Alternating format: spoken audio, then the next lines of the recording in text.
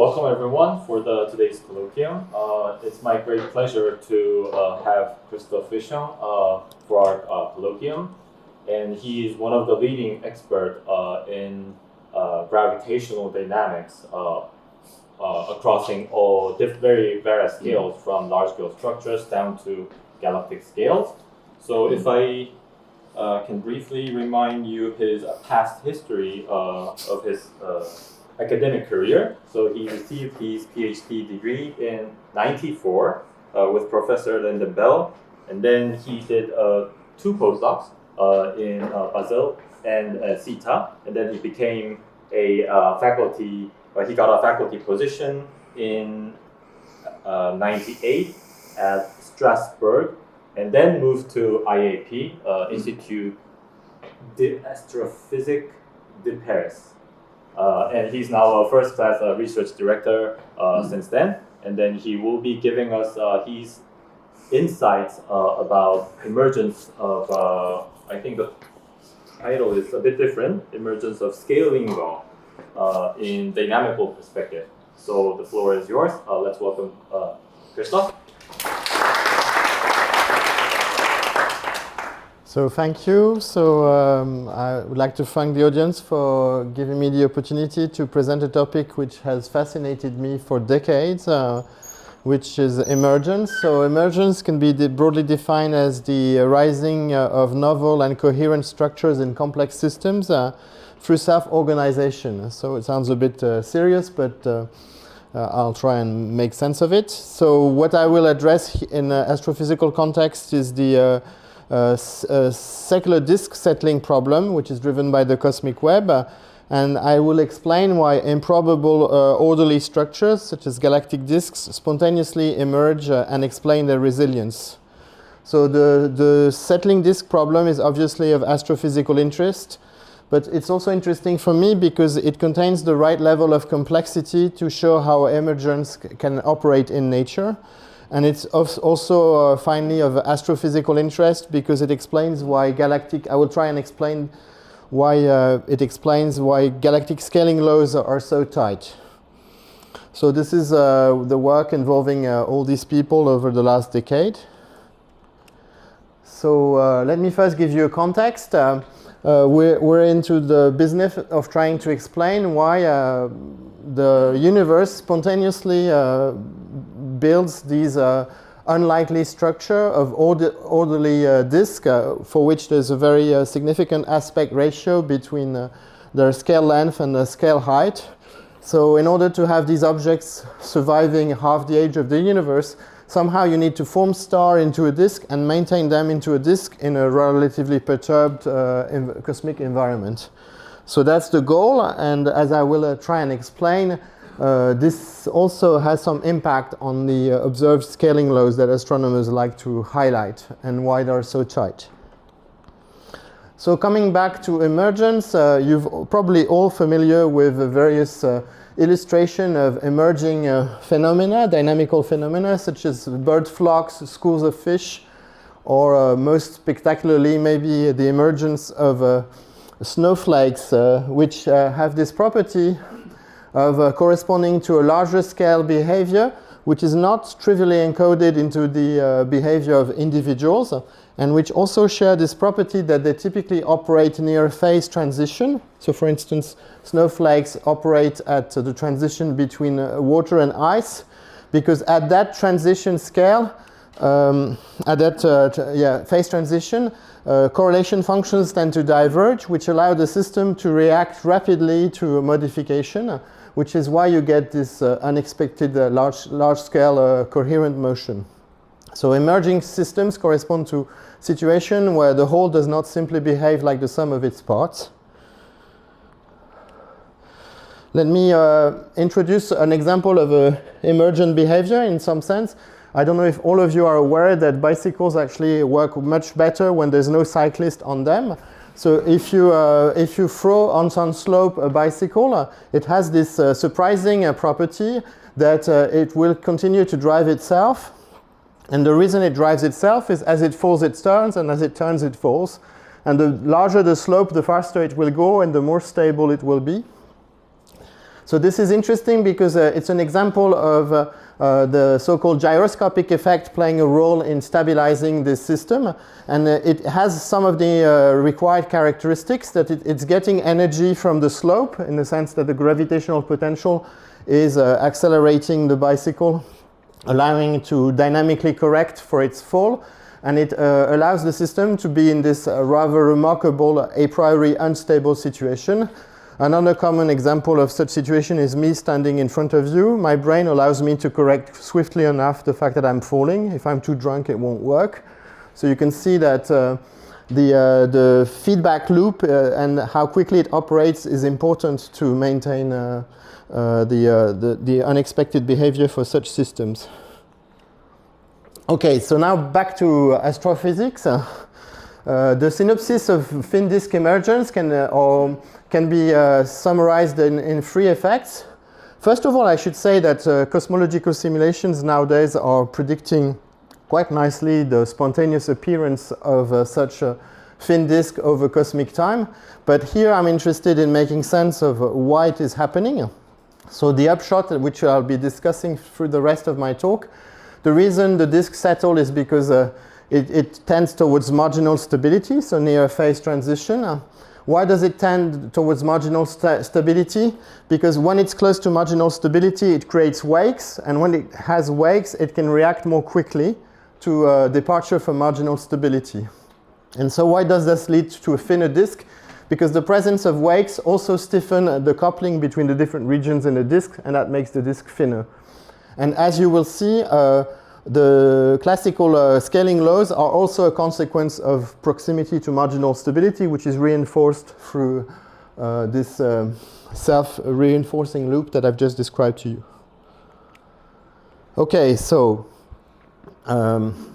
just to recap, cosmological simulations such as our own in Paris, though they reproduce a relatively complex behavior on large scales, are able to spontaneously produce this super thin Razer disk quite routinely.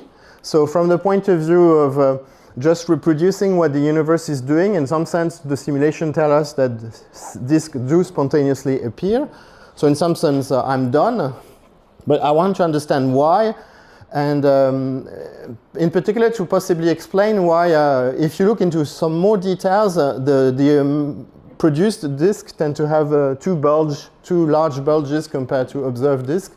So not everything is under control in cosmological simulation as of today.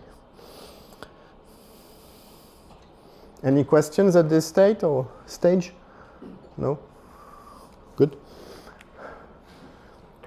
So let me say a few things about our understanding of the dynamics on the so-called circumgalactic medium, meaning the environment of forming disks.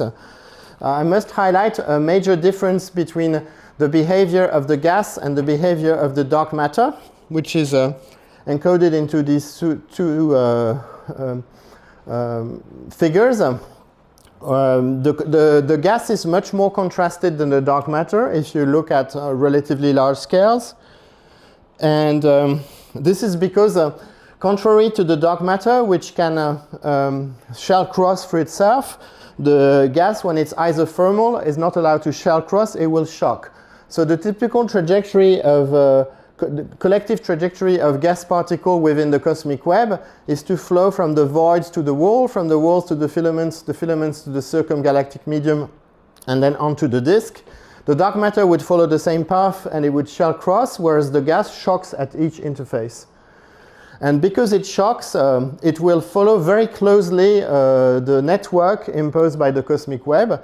So the cosmic web is playing a very important role for galaxy formation and for angular momentum acquisition, because it acts as a tight motorway for the flow of the gas. And so the net effect is that you're going to accumulate some gas which has the right motion to build up a disk. So I must say two more things. You should know, or let me remind you, that the dynamical time goes like the inverse square root of the density, which means that on large scales these dynamical times are slow. So the motion of the filamentary structure is happening on long time scales. And because the gas is flowing along this filamentary structure, it inherits this coherence, right? So that's the first ingredient. And the second ingredient is that if a filament has been pushed by some void or some wall, under-dense wall or over-dense wall, from the point of view of the object over which the gas is going to flow, it will have a transverse motion. And so as the gas flows along my arm, this transverse motion will correspond to angular momentum acquisition for the central object whom I am. And so because this arm is moving slowly, because it's corresponding to a relatively underdone structure in the cosmic web, it brings consistent angular momentum to the central object, which allows the disk to build itself up. Okay? So the reason you start building disks is because of the fact that the cold gas is flowing along the cosmic web, and the cosmic web is moving slowly.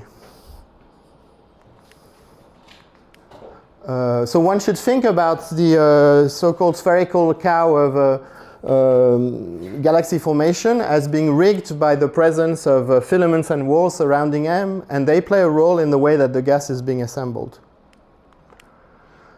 So what this means is that as this gas inflow proceeds, you generate a reservoir of cold gas in the surrounding of the galactic disk, which acts as free energy for the thin disk emergence, as I will argue later, which means that you have all this cold gas which is just waiting and kind of coplanar or ready for the disk to be advected and to be acquired as new material forming the disk, right? So the cosmic web is playing an important role in setting up the self-regulating machine. Can I ask a question? Sure. So this figure doesn't seem to be coplanar as a function of radius. It seems like gas inflow is somewhat vertically. Yes, so that's a good point. Thanks for catching this. So, but the point is that the dynamical time of what's happening here is shorter than the dynamical time of what's happening here, and etc., because this is super dense and this is less dense.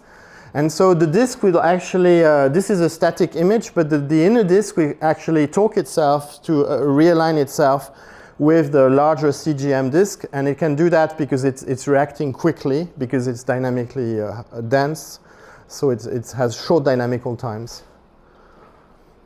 So the original question of how do you bring gas in a coplanar way onto a disk so as to build a disk has to be reversed. It's actually the disk which aligns itself to the cosmic inflow.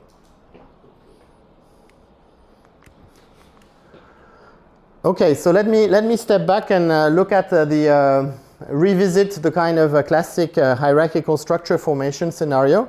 We're in a situation where you have on galactic scales, we have the expected hierarchical growth of structure, meaning that objects merge and form larger and larger structure as a function of cosmic time. But thanks to this cosmic network of filaments which are driving the gas towards the central object, in parallel, you've got nonlinear top-down mode coupling between larger filamentary scales and galactic scales. And the two processes are operating jointly, because when a halo forms, it has already a filamentary structure which has started collapsing, so the anisotropy of the environment is already in place. So the naive isolated spherical collapse picture is somewhat incorrect given the shape of the power spectrum of lambda CDM. So to emphasize this once more, we're in a situation where if we consider a galactic scale, which would be intermediate purple here, it has a dynamical scale, time scale of unit 1. It's embedded into a larger scale environment which has longer dynamical time scales. So it couples nonlinearly to the galactic scale while bringing coherence from the large to the medium scales, while it's also coupled to smaller scales, which themselves operate on much faster time scales because they're more dense relatively. And so the nonlinear mode coupling brings stochasticity to the galactic scale. More specifically, what matters is the power spectrum of fluctuations on smaller scales. So that's why if you do naive subgrid physics, meaning replacing what's happening on small scale by the average, you're probably not doing the correct thing, because what matters in terms of mode coupling is not what's happening on average on the smaller scales, but what's happening in terms of power spectra or in terms of fluctuations. This can be made more quantitative by considering a simple nonlinearly coupled harmonic oscillator, which has a given frequency capital omega. If you embed it into an environment which has itself its own little omega frequency, and you measure what is the mean effect on the amplitude of the oscillation of your considered oscillator, you will find that if you measure the mean behavior and its RMS on a larger scale and smaller frequency, you dominate it by the mean response, whereas on the smaller scales and larger frequency, you dominate it by the RMS. So that's just a super simple toy model which kinds of formalize what I just said previously. Okay, so now let's get back to galaxies. We are in a situation where a given galaxy is embedded into various environments which have a destabilizing effect on the one hand and stabilizing effect on the other hand. I'm talking about galactic disk here, right? I should say. So the destabilizing effect are going to be that I explode supernova, there is turbulence, there might be minor merger, accretions and flybys to do with the cosmic environment and the substructure within the disk. And the stabilizing effect is going to be stellar formation, cooling, shocks and aligned accretion. I should stop and mention that I'm a dynamicist, so for me cold and hot means eccentric or not eccentric, right? Cold means quasi-circular orbit and hot means very eccentric orbit. So when I mean cooling, I'm saying, when I write cooling here, I'm actually saying that as I form new stars, it's going to form from gas which has put itself into circular orbit. So I'm adding circular orbits into the system, so I'm cooling it, right? I'm not talking about temperature or 10 to the 4 degrees. I'm talking about essentially circular orbits. Why is turbulence destabilized? Because it creates potential fluctuations, and as I will explain, potential fluctuations lead to deflection of the stars on their orbits, and so you're creating eccentricity. But it kind of takes energy from large scale to small scale. It creates fluctuations. That's what I mean here. Okay, so I painted the following picture. We have this disk here, which is embedded in a CGM, which is itself being fed by the cosmic web. And within the disk, there's the interstellar medium where there's stuff happening. And so I'm interested in the long-term behavior of this disk. And so the CGM plays the role of a reservoir of kinetic energy, bringing a co-rotating gas into the plane of the disk so as to cool it. And we may have convergence towards marginal stability through wakes, as I will explain. And I guess I should move this slide. So the synopsis of emergence is that thanks to this gas inflow, the disk is brought towards marginal stability. And because it's close to marginal stability, the dynamical time are being shortened, so when it departs from marginal stability, the correction is faster and it's brought back towards marginal stability. So that's the main idea behind self-correction.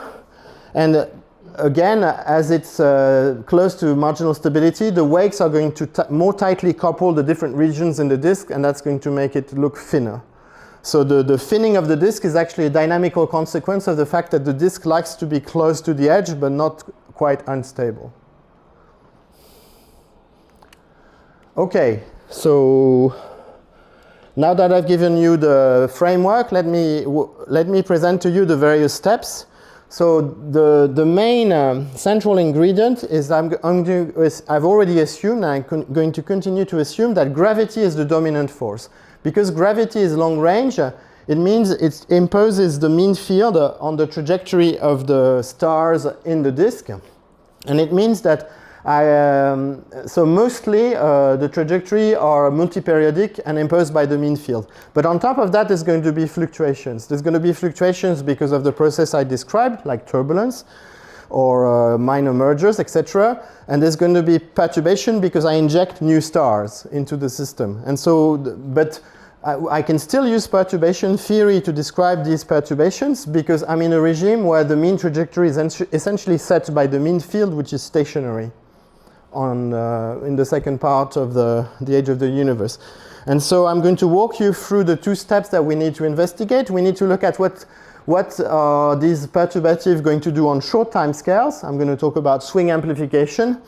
And then what is the net effect of many such swing amplification on the heating process of the disk. And then I'll say a few words about cooling towards the end. Is everybody still with me, or?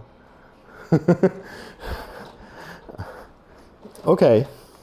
So wakes. I mentioned this word quite a few times earlier. Maybe not all of you are familiar with what wakes are or what polarization is, if you want to use the language of plasma physics in the context of galactic dynamics. So let me explain. You're all familiar with the so-called Chandrasekhar picture. When you have a massive test mass which is moving from the left to the right into a uniform medium of particles, the trajectory of these particles, as seen from the reference frame of the test mass, are going to be deflected by the motion of the test mass. So you create an accumulation of a particle behind the perturber. And this is the gravitational wake created by the test mass. So it's a wake in analogy with this picture of where I take my vacations. But in self-gravitating system, and in particular in cold self-gravitating system, meaning systems which are made essentially on circular orbit, which are close to marginal stability, something much more dramatic is happening, which is that the particles which are in this wake actually self-interact themselves and amplify the wake. So you could say, well, I don't care because this is a small effect. It's not. The mass in the wake can be 100 times more important than the mass of the perturber for self-gravitating, co-rotating stars. The reason you get this strong amplification is because if all the stars are essentially on circular orbits, they don't have a strong relative motion to each other, which means they have time to build up the gravitational interaction to create a strong reaction, right? If the stars are all over the place, like in a globular cluster, their relative motion is such that there's no such strong amplification. Okay, so if I want to be slightly more quantitative, or rather if Toomey and Kine-Lice in the 80s of last century wanted to be more quantitative, they showed that if I had a perturbation into a disk and it's initially, let's say, a leading spiral, it's going to unwind, and in a process of unwinding, it's very much aligned, and it creates a boost in amplification, which can typically be of the order of 30 or more through this so-called swing amplification. So if you look at the correlation function of a perturbation in the frame of a little rectangle inside the disk here, you'd find that you create these very strong wakes, and the closer the disk is to marginal stability, the stronger the wake and the larger the correlation, the correlated region, right? So let me give you an example. Here I'm considering a disk which is massive and cold. So because it's massive and cold, it's developing an instability, a spiral wave. And modern theory allows us to predict exactly what the shape and what the growth rate and what the pattern speed of such a spiral is going to be. So this is what is done here. Here I represent the so-called gravitational susceptibility as a function of pattern speed versus growth rate, and I identify specifically a mode which corresponds to the way that this spiral is rotating. And if I look at the corresponding eigenvector, I find a very good match to the shape of the eigenmode. But that's not very realistic because we know that galactic disks are not very massive. They're embedded into a dark halo. So the correct situation is like this. I grow a halo of a certain mass, which means what used to be my growing mode here has moved as a damped mode. So now it has negative eigen imaginary part. So if I perturb such a disk, it's going to create strong swing amplification, as you saw earlier. But this amplification is going to be only temporary, and it's going to wind itself out after the perturbation has gone. So this is the sort of the basis for emergence, because the important thing is that even if you add a small perturbation, it creates a big wake, and this big wake corresponds to a stronger overdensity, which means locally shorter dynamical time, so faster response of the system. So this is a synopsis of the previous quantitative figure that you saw. You have your damped mode here, where the real part corresponds to the pattern speed and the imagery part corresponds to the growth rate. In the limit of the disk becoming close to marginal stability, the amplification or the susceptibility of the disk can be arbitrarily large, which means that the local dynamical time is shortened by an arbitrarily large factor, or the frequency are boosted by an arbitrarily large factor. So wakes drastically boost orbital frequencies, and this will allow a stiffening of the disk and tightening of the control loops. Okay, so that was linear response. Let me now move on to secular response, or diffusion, orbital diffusion, or what we call heating, meaning the orbits spontaneously become more eccentric. Is it okay so far? Or? No questions? Okay. Okay, so we're in a situation which is the analogous of this situation, where you drop some ink into the water. You expect the ink to diffuse because of collisions between ink molecules and water molecules, as was shown by Perrier and Einstein at the turn of the century. But in a galaxy, what is diffusing is not the ink, it's the orbital parameters of the orbits. So for instance, the eccentricity is going to diffuse as a function of encounters. So another difference between galaxies and ink is that the encounters are non-local. I will go into the details of this. And another big difference is that for water, the hotter the water, the faster the diffusion, whereas for the galaxy, the colder, in a sense of being dominated by quasi-circular orbits, the faster the diffusion. For the reason I mentioned earlier, you create these big wakes and they're going to really perturb the system, right? So because we have a diffusion problem, we can apply the so-called fluctuation dissipation theorem, which means that you can show that the diffusion rate is actually directly related to the power spectrum of fluctuations. I've hinted to this at the beginning of the presentation. What matters in the way that small scales couple to intermediate scale is through fluctuations, and more specifically the power spectrum of the fluctuations. So let's look first at vertical motion. So I'm looking at stars which are oscillating above and below the disk here. So if I just look at the one-dimensional motion, this is the typical motion of a few dynamical time scale. It corresponds to orbits, which are characterized by the extension of these oscillations. And because of encounters or external source of perturbations, the amplitude of these oscillations are going to diffuse with cosmic time through relaxation and diffusion. So we're in a situation where, because of the fact that there are some external source of noise, or because of the fact there is a finite number of stars oscillating vertically, you see that the typical amplitude, represented by the action, quote unquote, is diffusing as a function of cosmic time. So this is heating for you. A galaxy heats up, the orbital structure of a galaxy heats up, because stars, as they go along the mean motion of their orbit, they interact with other stars on other orbits, and in doing so, they change their trajectory, and therefore they change their eccentricity in qualitative terms.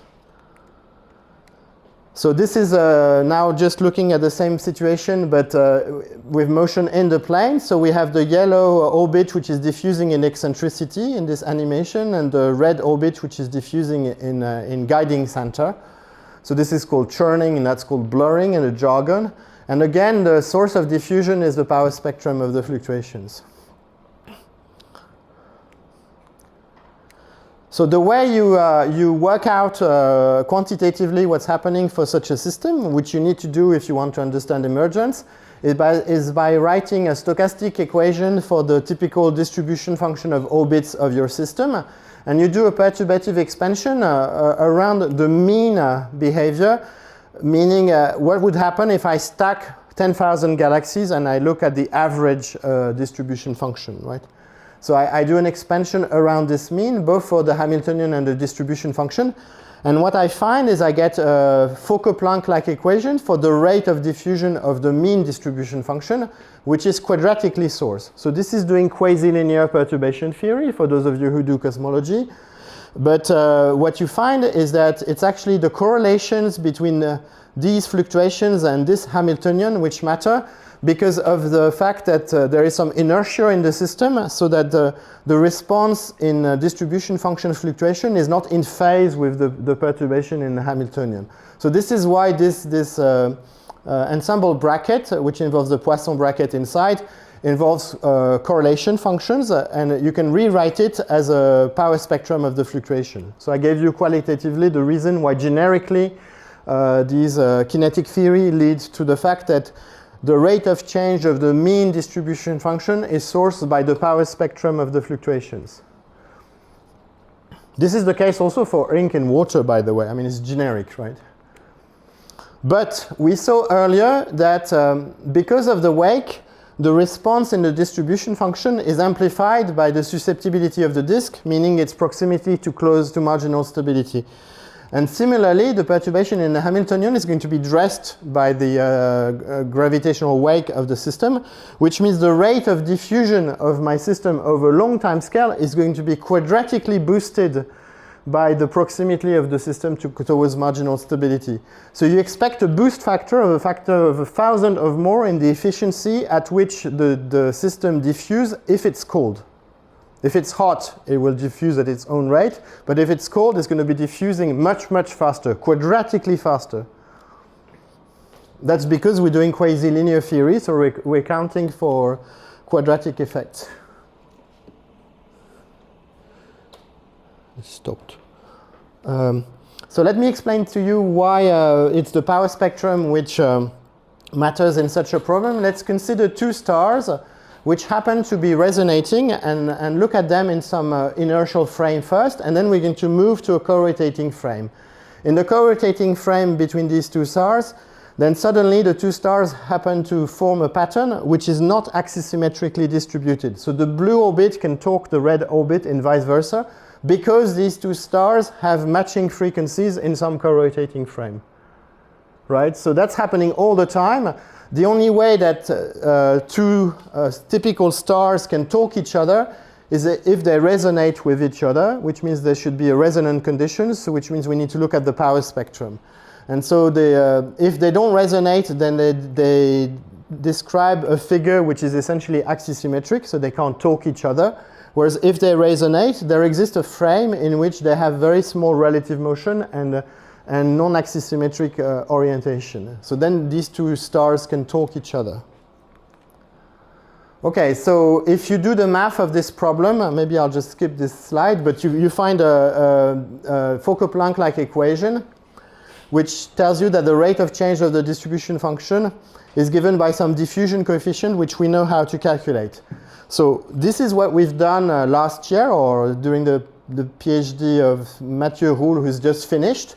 In the case of razor-thin disk, we're looking here at the rate of change of the distribution function induced by interaction between stars in the system as a function of angular momentum on the x-axis and radial action on the y-axis. And blue corresponds to depletion of number of orbits, and red corresponds to more orbits in this region. So first of all, you find that it's anisotropic. It goes along this resonant direction. Secondly, the system has moved from being cold, meaning mostly here, to having more stars on more eccentric orbits. And thirdly, and importantly, the amplitude of this diffusion in the correct unit is very strong. It's the factor of 1,000 I was telling you about. So that's the main result of this recent work, which shows that orbital diffusion is indeed very strongly accelerated when the system is close to marginal stability. Now, if we step back, I'm trying to convince you that emergence is happening. For the system to emerge, I need that when the system is close to marginal stability, heating is strongly accelerated. And I need also cooling to be strongly accelerated so that the competition between the two can self-correct faster. So now I've demonstrated to you quantitatively in a fairly mathematical way. I skip you the details, that this is actually really happening for a galactic disk. And the validation is done by comparing with the average of 100 simulation. So this is the same plot as previously, but that's the average of 100 n-body simulation. And you see that there's a fairly good match between the theoretical prediction and the average of 100 simulations. Right? Why do we need to average? Because we're doing nonlinear dynamics, and so we want an answer which doesn't depend on the initial conditions, right? So we need to ensemble average the result, but qualitatively we find that indeed heating is strongly accelerated by proximity to marginal stability. So the cooler the system, the faster it heats. Then I will next step, and essentially last step, I will have to explain you the reverse. The hotter the system, the faster it will cool. And then I'll be done. Okay? You all look a bit dubious. In the sense that the time scale in front of the where do I have a plot? Time scale produces what? The time scale, well, it will become clearer. I have but basically there's a boost factor here, which it goes like a proximity to marginal stability squared, which means you can define a new time, which is going to be much, much shorter than if you neglected the fact that the system is close to being unstable, so that it reacts much, much faster.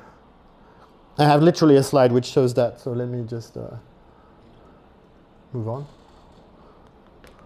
How am I doing for time? 5 minutes, 5 to 10 minutes. Okay. Okay. So this is the calculation when you don't take into account collective effects, and I just want to highlight that the amplitude here of the rate of change is a factor of 1,000 lower, right? So this is the, and also you don't see any preferred direction, so it's not a resonant process. It doesn't involve the resonances, which are what is allowing the system to react more efficiently to perturbations. And I showed you earlier these damped modes. This was the previous plot, the susceptibility of the system as a function of frequency. And if you look at individual response, you will find that they're anchored onto these damped modes. So it's the fact that the disk is close to marginal stability and has this damped mode, which is responsible for the fast diffusion. That's just a qualitative statement. Okay, so that was cooling. Now that was heating. Let me move to cooling, as I anticipated. So if you remember this plot, it's all about sharing sheet and fast response if you're close to marginal stability. Let me just add a pinch of gas into the problem now. So this was purely stellar. If I now add, well, it's not me, it's Kim and Ostreicher actually. If you add in the sharing sheet gas, isothermal gas, and you ask yourself, so initially I have a leading spiral, which is like this, and it's going to unwind as a function of time. And this is the stellar response. So if there was no gas, you'd just get the shearing sheet. This thing would go like this, be strongly amplified, and disappear. Here, because there is gas, you see that as when the system is most aligned, so when gravity is the strongest, self-amplification, the system clumps and it drives the stars with it. And so basically, the colder the disk, the closer it is to marginal stability, the more you will induce star formation if there is gas available, right? So this is an illustration of why you expect that if the system is close to marginal stability, it will form stars more efficiently. Now, of course, this is not the full picture because gas is not just isothermal. It's the cooling curve of a gas in galaxy is much more complicated. And there are other processes operating, such as turbulence, supernova feedback, etc. And so, so I forgot to say that. During each swing amplified cycle, the gas climbs, forms new stars with an efficiency which is proportional to marginal stability. I haven't proven to you that it's to the power 2, but I will try later on. So if you make more realistic sub-parsec simulations, such as Tyson Kim in Seoul does, you do find that with all these processes being modeled, you still can form a relatively razor-thin disk. And you can do, what you first notice is that if you change the details of the star formation recipe, even though the on-phase response of the galactic disk changes, its in-plane thickness remains relatively unimpacted. So it means the exact model of feedback does not impact the morphology of the galaxy, which kind of suggests that it's driven by something more fundamental, which is gravity, which is what I've been advocating so far. So there's no fine-tuning required, something more fundamental operates.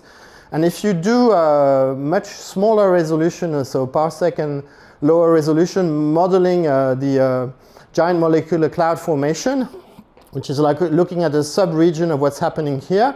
Well, I'm clearly not an expert in this physics, but what experts tell me is that you have a turbulent cascade, which essentially, from the point of view of how it works, is driven by how you inject energy onto the injection scale of the cascade, which is the larger scale. For us, for this larger scale, for these people, is our smaller scale from the point of view of the gravitational dynamics of the disk. So if we perturb the disk by having a global spiral response inside the disk, as I've described previously, then we're injecting energy as we should to maintain this cascade, and at the bottom of the cascade you have star formation happening.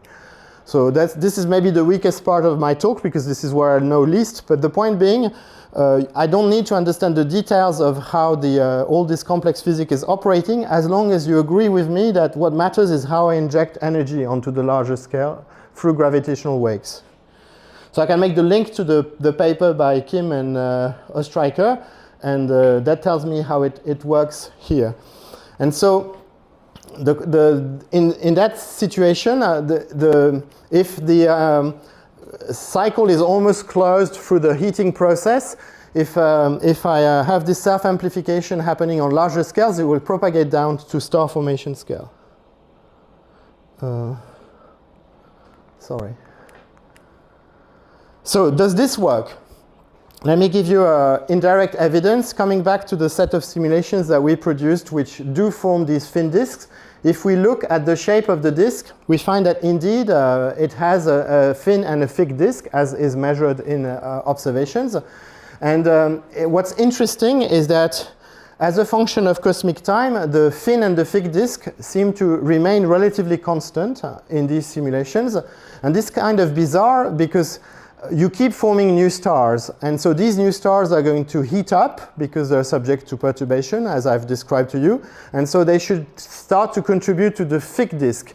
And so in order to maintain the relative size of the thin and the thick disk, you need to form stars at exactly the right rate at which they are diffusing dynamically. In principle, these two processes are unrelated. One has to do with star formation, the other has to do with galactic dynamics. The only way that you can arrange for these two to self-compensate all the time is that there's a confounding factor, and the confounding factor is proximity to marginal stability, because it's going to increase star formation rate quadratically in the gravitational susceptibility, and it's going to increase diffusion quadratically in the gravitational susceptibility. So this is indirect evidence that proximity to marginal stability is indeed the confounding factor to explain the preservation of thick and thick disk evolution in galactic simulation.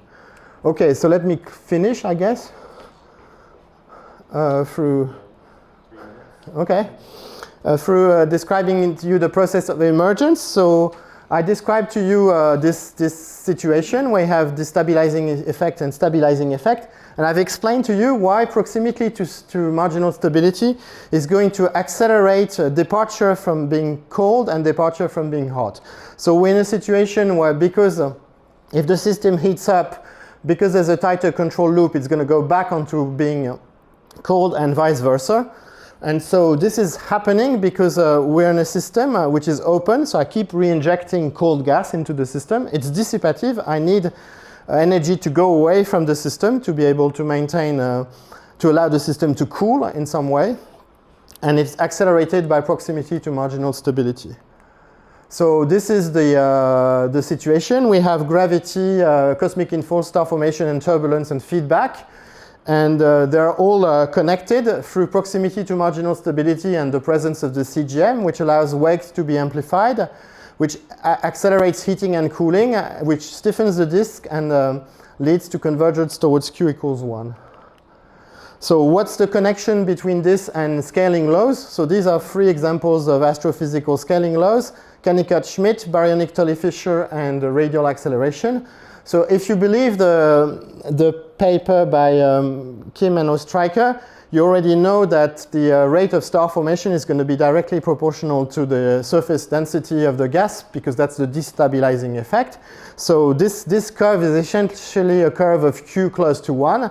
And similarly, curves such as the radial acceleration or the baryonic Tully-Fisher are relating the response of the disk to the response of the halo. If you say that the disk is close to marginal stability, then you are hooking the property of the disk onto that of the halo, and so you explain the tightness of this relationship.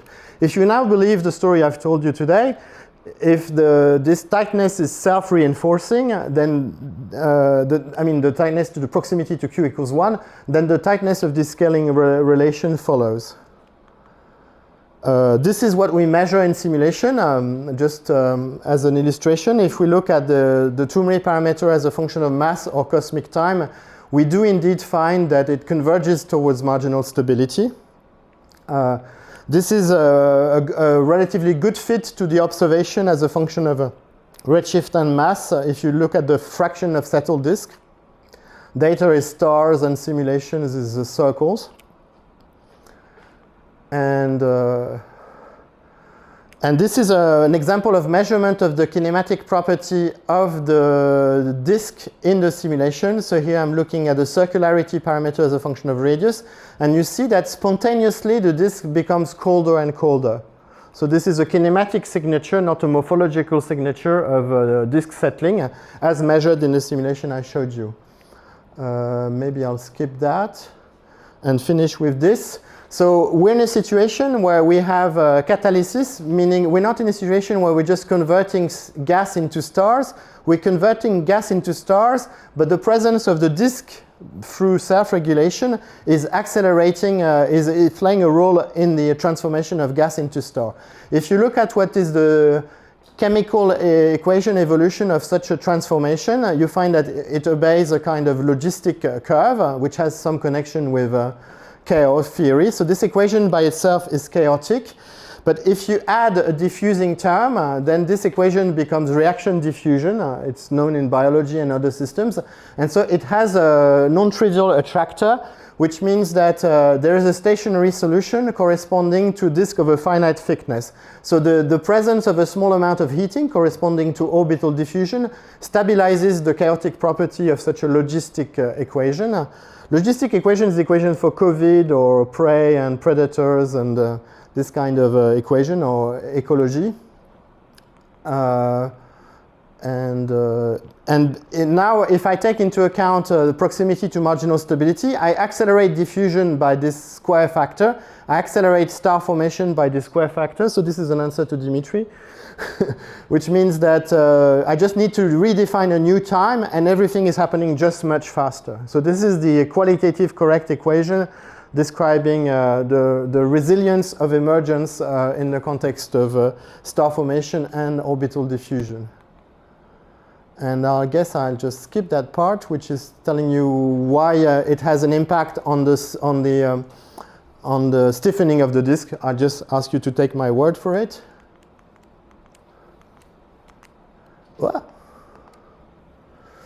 And I'll conclude by saying that gravity-driven baryonic processes operate on multiple scales, which are anisotropic. They spontaneously work to set up a remarkably level of self-regulation. And this regulation is responsible for the disk emergence and for the tightness of observed scaling laws. Thank you.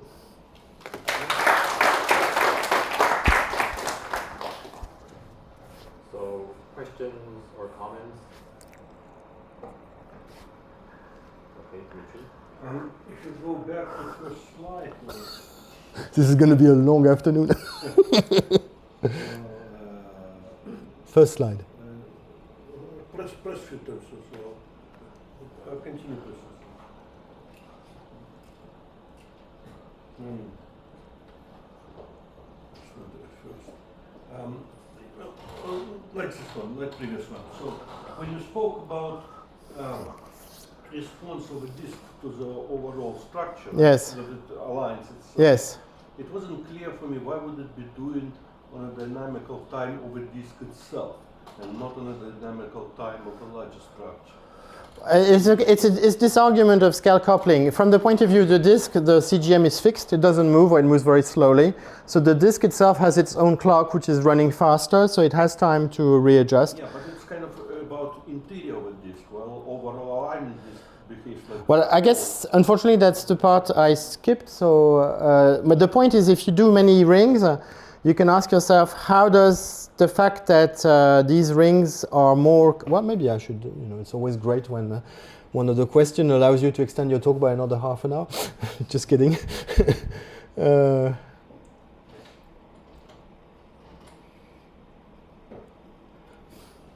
This is a toy model called so-called Lagrange Laplace theory, which means that if you consider rings in the limit of small eccentricity, small inclination, they have a super simple Hamiltonian, which is quadratic. And so if I now make the thought experiment as being the inner rings are my disk and the outer rings are my CGM, and I ask myself, what happens if I grow a CGM, which is not necessarily aligned, right, to the orbital frequency of the stars inside my disk? And what you do is that what you find is the analog of Zener effect, which means that the frequency of the coupling between the orange rings are being boosted by the crosstalk between the green and the orange rings. So because of the fact that they are talking to each other through talking, the net, if you prefer, look at a video, and what you would see is that the inner rings kind of settle themselves much faster than the outer rings, which kind of keep the overall kinetic energy of the oscillations. And the fact that they talk to each other is leading to the fact that the inner region will settle. Another question?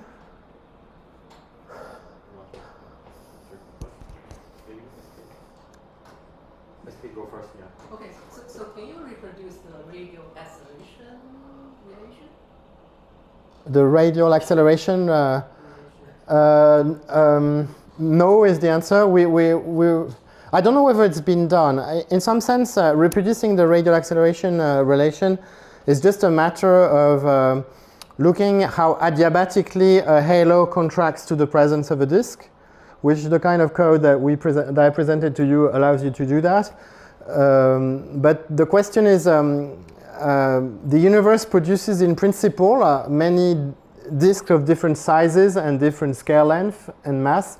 And so why would, if you pile up many galaxies, you end up exactly on the same relation? So the answer to this would be that first of all, the halo and the disk form together, so there is no complete disconnect between the property of the disk and the property of the halo. So you can't, it's wrong to assume that the disk can be whatever it wants. And secondly, through the fact that the proximity to marginal stability connects properties of the disk to the properties of the halo and self-regulates, then it's likely to increase the tightness. Whether it can produce as tight a relation as what is observed and what most people like to highlight, that's an open question. It's something I had not thought of. It's something that James Binney pointed out to me last January, that this would have some relevance to the radial acceleration relation. So we haven't had time to quantify this. I'm not super hopeful, but at least we know we have the tools now to at least get the adiabatic response, right? I showed you some plots which showed the linear response of the disk.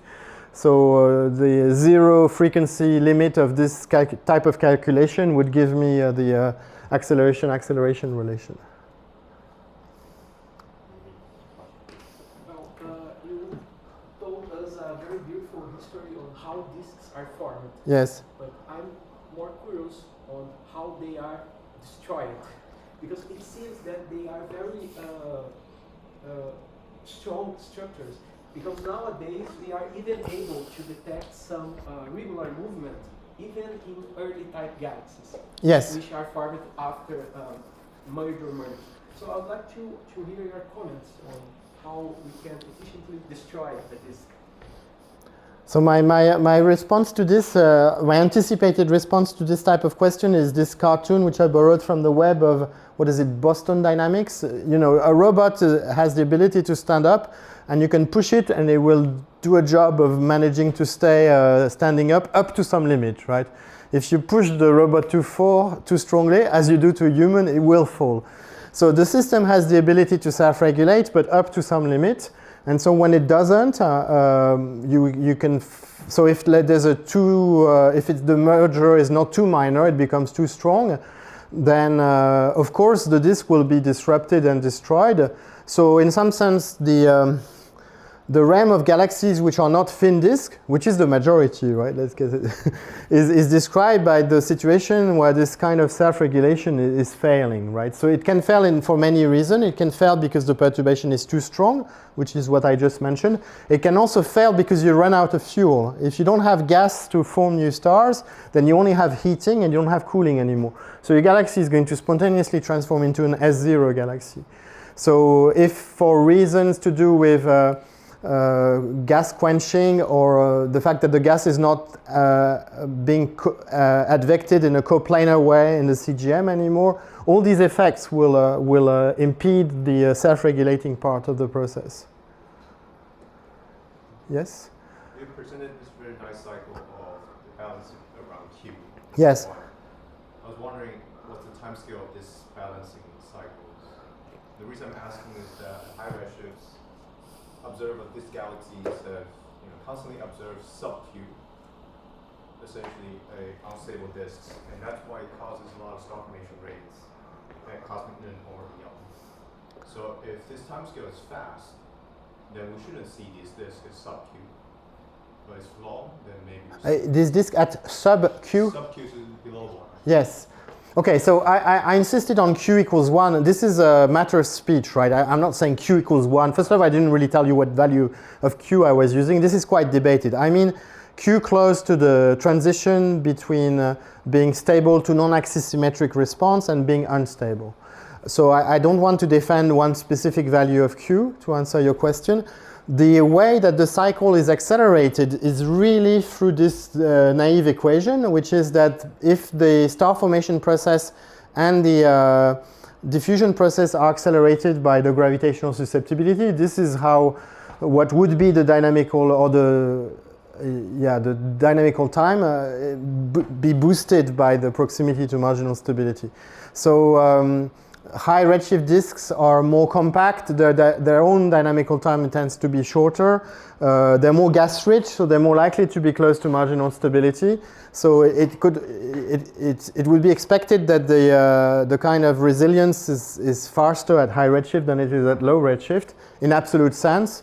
I could make a counterpoint, which is in some sense this is a bit of a fishy theory which I presented to you, because it's based on timescale decoupling between the orbital diffusion on the one hand and one dynamical star time corresponding to one star going through its orbit. And through the age of the universe, we only have 50 of those in the real universe. So we're not in a limit of 50 being an infinitely large number. But I still personally believe that while it's not exact, it's still capturing the essence of the nonlinear coupling that you get through going beyond linear response and describing the secular evolution of disks. I don't know if I answered your question. Okay, sorry, yeah. Is that a short question then? Maybe. Okay. So the question, a naive question. So I would say that in the galaxy, the stars are actually very subdominant in terms of mass. And how do you know that this heating or turbulence driving is from collider motion of stars rather than hydro instabilities? Or similarly, So I don't think I agree with your premise. At low redshift, most of the mass is in stars in this galactic disk. At high redshift, it's 40%, I think, in gas. So but to abound into the direction you mentioned, you could have, and maybe you do have, this is kind of speculative, right? I believe in it, but you don't have to. So I believe that the regulation is operating between a balance between heating, cooling in the stellar dynamical sense. You could imagine that there is self-regulation between heating and cooling in the thermodynamical sense, the temperature of the gas. I would be surprised this operates at low redshift because the gas is really subdominant. But conversely, maybe at higher redshift, the self-regulation operates on thermodynamical processes rather than... So there is a literature of people who are arguing that the self-regulation operates on thermodynamical disequilibrium.